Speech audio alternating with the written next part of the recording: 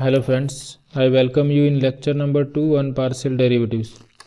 In lecture 1 we have introduced partial derivatives and we have discussed how to find out partial derivatives of first order. In this lecture we will discuss partial derivatives of higher order, that is second and more than second order, and we will understand different notations for higher order partial derivatives, and we will discuss how to find out partial derivatives of higher order. So as we have discussed in the previous lecture, if we have function of two variables, say x and y, then we have first order partial derivatives with respect to x and y. So while differentiating with respect to x, we will consider y as constant, and while differentiating with respect to y, we will consider x as constant, and we will take the derivatives as we are doing for ordinary derivatives. Now if f is a function of x and y, then its partial derivatives del f by del x and del f by del y are also functions of x and y. So we can again differentiate them with respect to x and y. So we can differentiate del f by del x with respect to x, as well as we can differentiate del f by del x with respect to y. So if we take partial derivative of del f by del x with respect to x, then it is called second order partial derivative of function f with respect to x. Similarly, if we consider partial derivative of del f by del x with respect to y, then it is called second order partial derivative of given function, first with respect to x and then with respect to y. Same thing we can do for this partial derivative of f with respect to y. This is also function of x and y, so we can again have two partial derivatives of this function del f by del y with respect to x and y. So we will discuss what are the different notations. So suppose z is a function of x and y. So we have two partial derivatives of first order del f by del x and del f by del y. So first we consider partial derivatives of del f by del x with respect to x and y. So these are the different notations. Partial derivative of del f by del x with respect to x can be written in this way, or we can write in this suffix form also. First suffix says that first derivative is with respect to x, second suffix says that second derivative is also with respect to x. Or we can use this notation also, del square f by del x square, or we can denote it by del square z by del x square.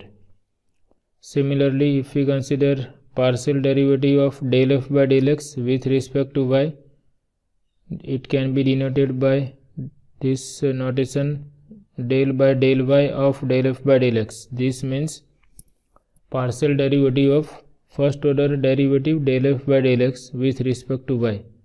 We can denote using this suffix notation also. Here first suffix says that first derivative is with respect to x and second derivative with respect to y, and same thing can be written in this way also, del square f by del y del x. Here order is in this direction, first with respect to x and then with respect to y, and we can replace f by z also because z is fxy. Same notations we can use for partial derivatives of del f by del y with respect to x and y. So first with respect to y, then with respect to x. Same thing here, first with respect to y, then with respect to x. Similarly, we can use notations for third and higher order derivatives also. Suppose we consider this second order partial derivative fxy, then we can have this as a function of x and y. So we can have two more derivatives of this function with respect to x and y. So we can differentiate this with respect to x, then it becomes third order derivative, and we can denote it by x y x, or we can denote it by del cube f. Here first derivative is with respect to x, then with respect to y, and then with respect to x. So in this way we can use this type of notations for partial derivatives of higher order. Suppose I have this notation x, y, z, x, then here f is a function of three variables x, y, z, and this is fourth order partial derivative of f. So we can denote this by del 4f by, here first derivative is with respect to x, so here we write x, then with respect to y, then with respect to z, and then with respect to x. So in this way we will use this type of notations to denote partial derivatives. Now we see how to find out partial derivatives with the help of example. So this is given function and we are asked to find out second order partial derivatives of this function. So because this is a function of two variables x and y, we have 4 second order partial derivatives. So for that we require first order partial derivatives. So first we find out del f by del x considering y as constant. So derivative of x cube is 3x square. Here y is constant, so y cube is constant, and derivative of x square is 2x, and because y is constant, derivative of this last term is 0. This we can rewrite as 3x square plus 2x y cube. Similarly, we can find out partial derivative of f with respect to y considering x as constant. Therefore, derivative of first term is 0 plus x square is constant, derivative of y cube is 3y square minus 2 times 2 into y. So this we can rewrite as 3 times x square y square minus 4y. Now to find out del square f by del x square, we find out partial derivative of del f by del x with respect to x. So this we can rewrite as del by del x of fx. So we have to find out partial derivative of 3x square plus 2xy cube with respect to x. So here 3 constant, derivative of x square is 2x plus 2y cube constant, derivative of x is 1. So this is nothing but 6 into x plus 2y cube. Similarly, partial derivative, second order partial derivative with respect to x and y, that we can denote by del square f by del y del x, or this is nothing but del by del y of del f by del x, and del f by del x is 3x square plus 2x y cube. So here derivative is with respect to y, therefore x is constant, therefore first term is constant. Here 2x is constant, derivative of y cube is 3y square. So we can rewrite this as 6 times x into y square. Now we find out partial derivatives of del f by del y with respect to x and y. So this is nothing but del square f del x del y, or del by del x of del f by del y. Okay, I am just writing these different notations for understanding. Otherwise we can simply write only one notation. So we put value of del f by del y here. Del f by del y is 3x square y square minus 4y.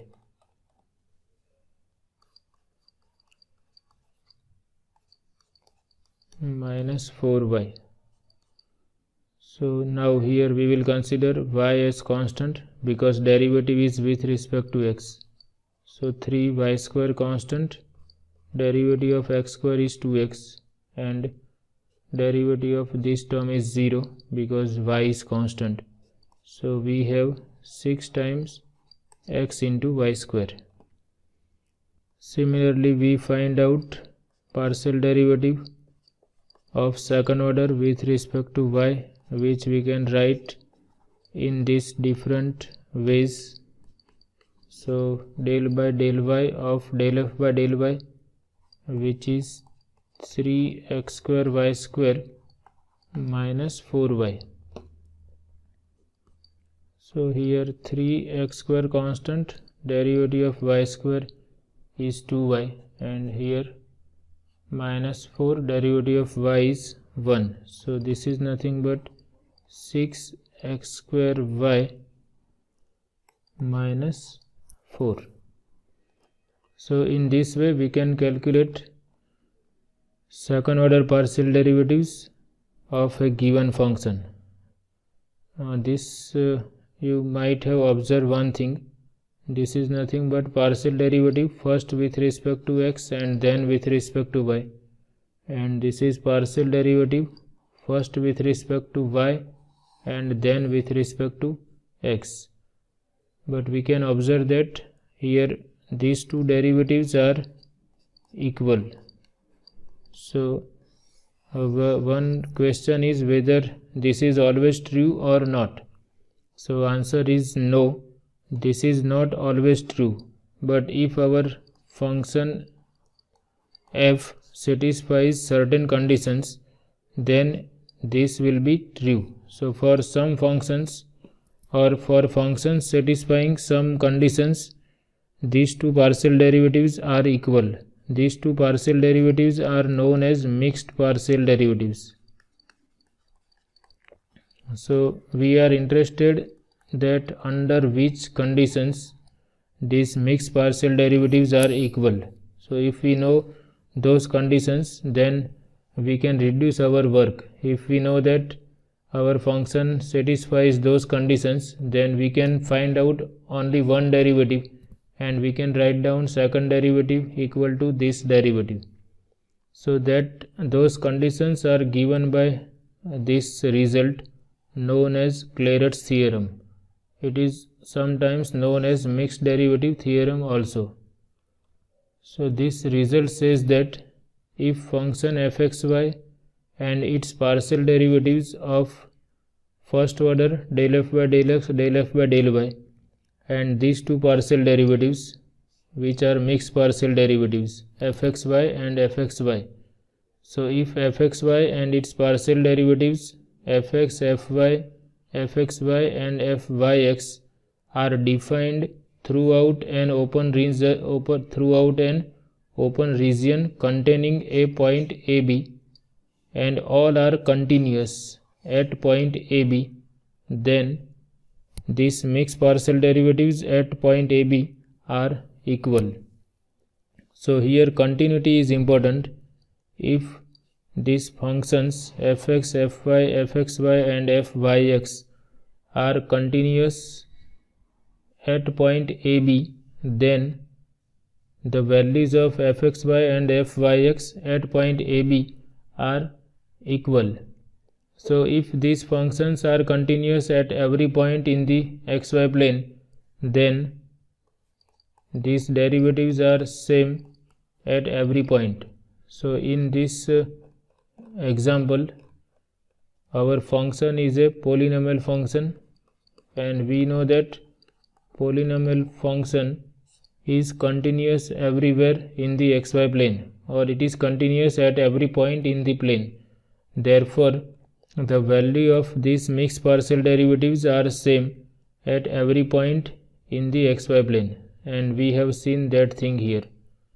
So if we are asked to find out this second partial derivatives of this function, which is a polynomial, we don't have to calculate other partial derivative. We can directly write down that this is equal to fxy equal to fyx, because our function is a polynomial function, and therefore these partial derivatives fx, fy, fxy and fyx are all continuous at every point in the plane. So whenever we are asked to find out second order partial derivatives of a given function, we can use this result to reduce our work. We can calculate one partial derivative if we know that these conditions are satisfied, that is, if these functions del f by del x, del f by del y, fxy and fyx are continuous, then we can find out this only one derivative, and we can find out other derivative which is exactly same as the first derivative. So we consider this example. Here w is a function of x and y. Now if you observe, then we know that this first term is a polynomial function, so it is continuous at every point. Also we know that exponential function is continuous at every point, and this function is also continuous at every point because it is a polynomial. So therefore this function w is a continuous function at every point in the xy plane. So by Clairaut's theorem, at every point we have wxy equal to wyx. So either we calculate this or this, both are same at every point in the xy plane. Okay, fine. So now to find out this derivative, required derivative is partial derivative of w, first with respect to y and then with respect to x. So we can go in this way. First we find out del w by del y and then with respect to x. Now because this function is continuous at every point, its partial derivatives del w by del x, del w by del y, and this also will be continuous at every point. So instead of going in this direction, we can use Clairaut's theorem. We can see that this is nothing but wyx is equal to wxy by Clairaut's theorem. So either we can differentiate first with respect to x and then with respect to y. So we can use Clairaut's theorem here. Either we can go in this direction, first with respect to y and then with respect to x, or we can differentiate first with respect to x and then with respect to y. In any case, these two are going to be equal because all these functions are continuous at every point in the xy plane. Now suppose we select this direction, then first we will differentiate this w with respect to y and then we will differentiate with respect to x. So if we try to differentiate first with respect to y, then here derivative of x into y will be x, but in the second term we are having these two terms. In the numerator as well as in the denominator we have function of y. So here we have to apply division rule for derivative. Now if we select this another path, first with respect to x and then with respect to y, then if we try to differentiate this with respect to x first, we will consider y as constant. So we can see derivative of first term will be y because y is constant and derivative of x is 1, and derivative of second term will be 0 because we are differentiating with respect to x. So that will be easy. If we go in this direction, we have to do little work as compared to this direction. So Clairaut's theorem will be helpful in this type of cases where we can reduce our work if we are familiar with continuous functions. So here a given function is continuous at every point and its partial derivatives are also continuous at every point. Therefore these two are equal, del square w by del y del x, okay, because wx, wy, wxy, wyx are continuous at every point.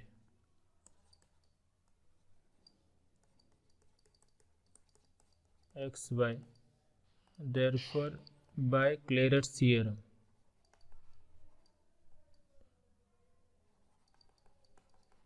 So by Clairaut's theorem these two derivatives are equal.